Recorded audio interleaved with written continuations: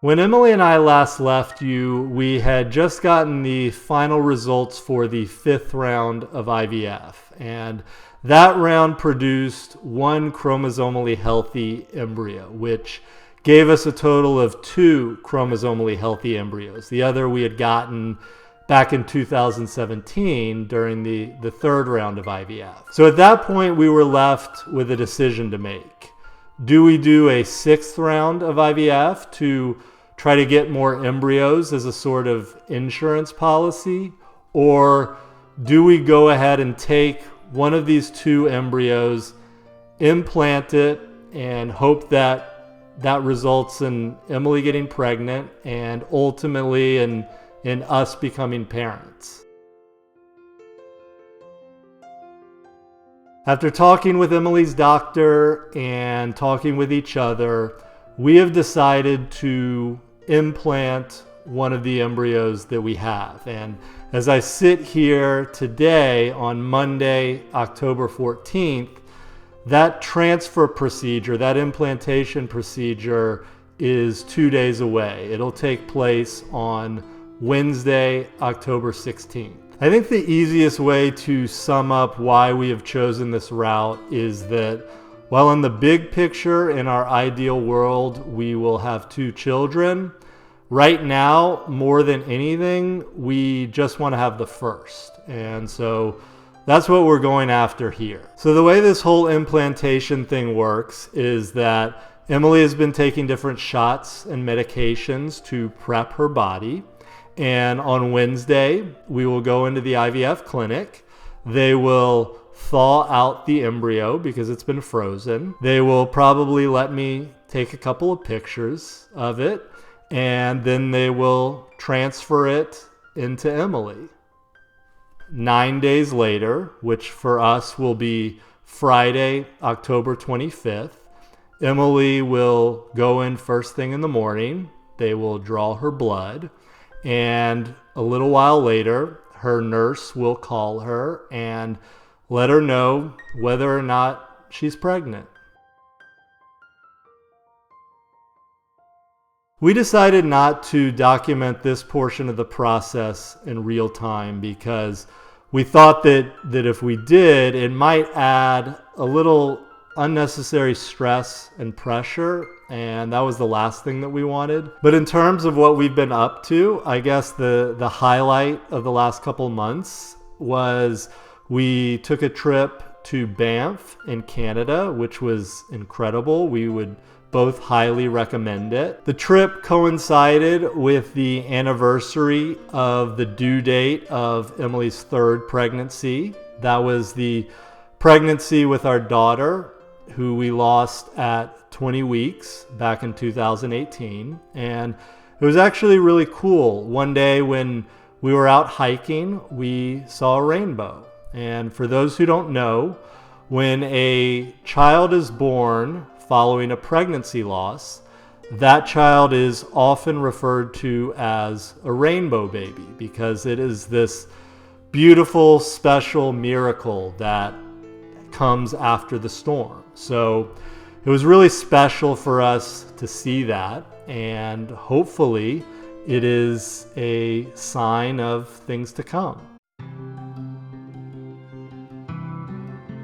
We will be watching a lot of funny movies and TV shows.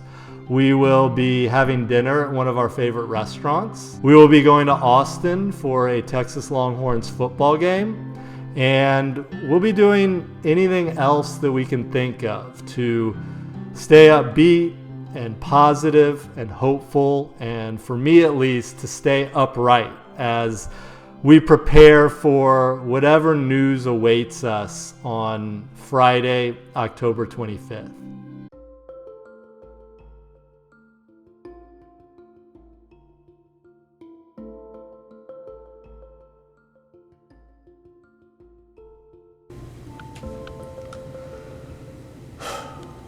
This is now our 3rd implantation, and I was thinking back, and with the first 2, the way it's always worked is that the implantation has been on a Wednesday, and then we would get the results the following Friday. The first 2 times with the implantations, I was really okay from Wednesday till about maybe Sunday. And then the nerves would kind of kick in probably on that Monday, because it was like we had turned the corner into that week heading toward the day when we were going to get the results. But this time around, from the moment they released the embryo during the procedure, I have just been completely tied up in knots.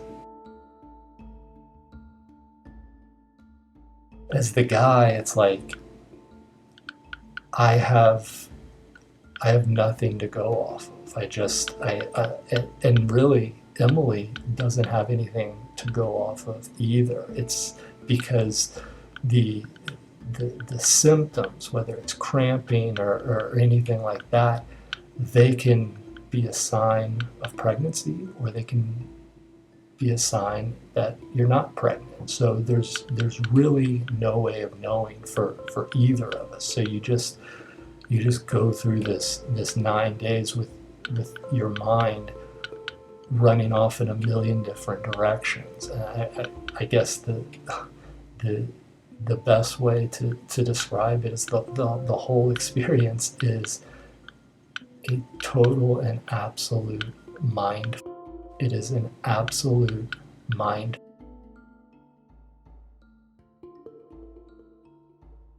The one thing that has helped was something that I read yesterday, and it was an email from this website that I subscribe to that I highly recommend. It is called dailystoic.com. They send these emails 5 days a week. They're real short, but they've got great life lessons and offer just an incredible amount of perspective. And the one yesterday, the message of it was that you are exactly where you're supposed to be. When you're going through setbacks and tough times and uncertainty, it's unsettling and it can feel unfair and it can feel hard. But the reality is that it's leading somewhere. You might not be aware of it in the moment, but it is leading somewhere, and it's probably just going to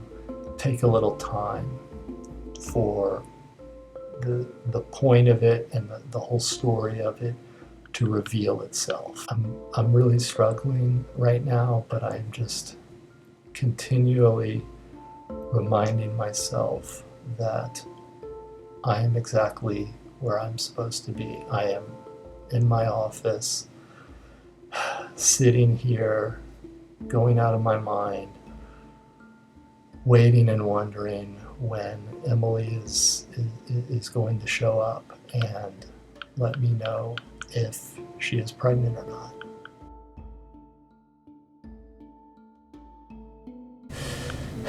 I am on the verge of losing it, unfortunately, or maybe I've already lost it. We are at the point of the morning where any minute now Emily could be walking into my office, and it's like the weight of the last 9 days, of the last 3.5 years are just pressing down on my head.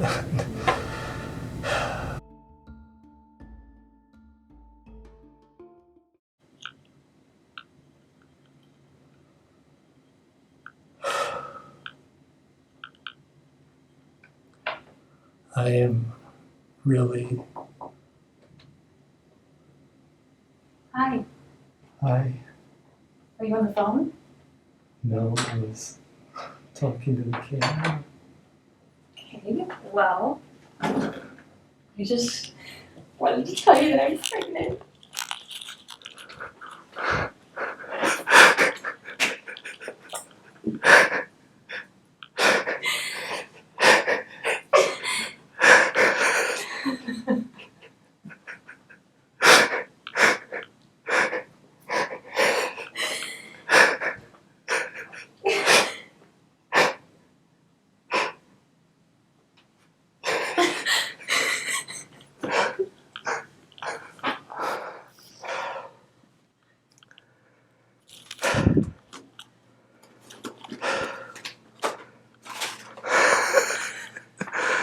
What do we get this time?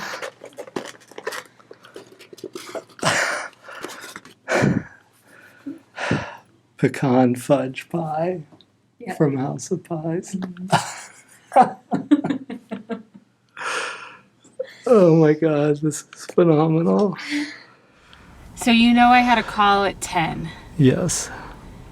So Judy called at 9:50. Yeah. And I started crying on the phone as she was talking to me. She was so excited.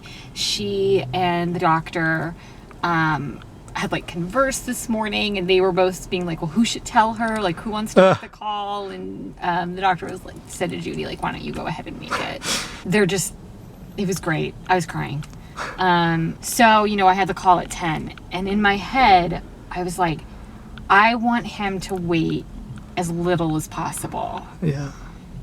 So I brought my notes with me. Yeah. And I got on the phone on my cell phone, got into my car, and one of my partners was late. So I was able to get to House of Pie. So everyone's just waiting for the call to start. I was able to get to House of Pies, go and buy the pie slice, get back in the car, and then I was on my way to HEB for the candles because I forgot the candles at home when my partner got on the phone. So I was able to sit in the HEB parking lot next door to my office. To your office. Yeah.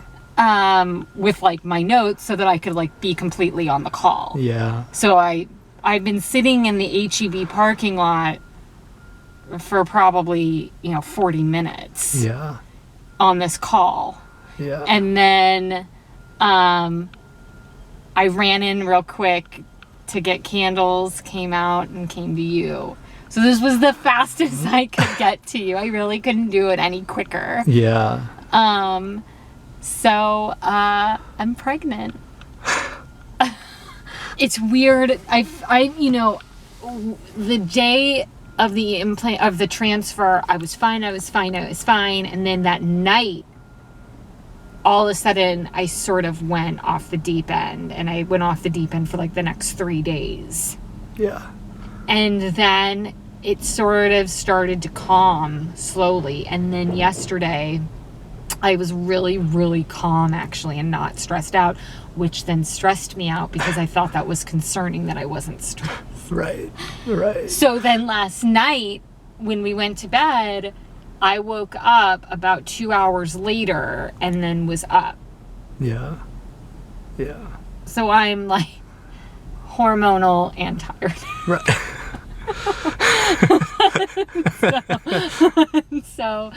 And pregnant. And pregnant. Most importantly. The most important. So, babe, there's a little one growing. Oh, God. I know. Please, God.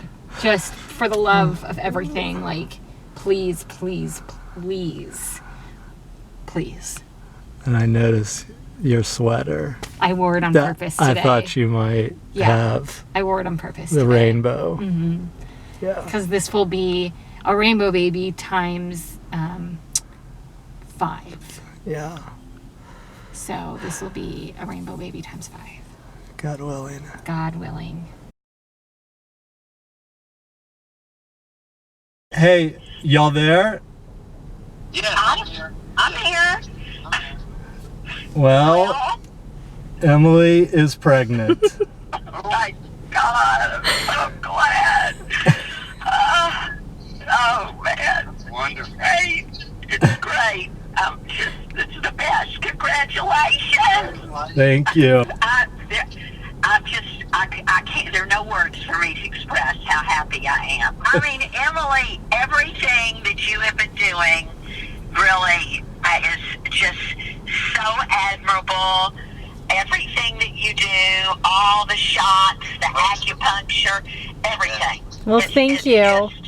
I am in awe of you, and I just think, really, I personally can never thank you enough for all that you do. Oh, thank you, Jeannie. That means a lot. And I mean it, because I mean, I can only imagine, but really, because what you're doing for you and Brent and your family and our family. There really are no words.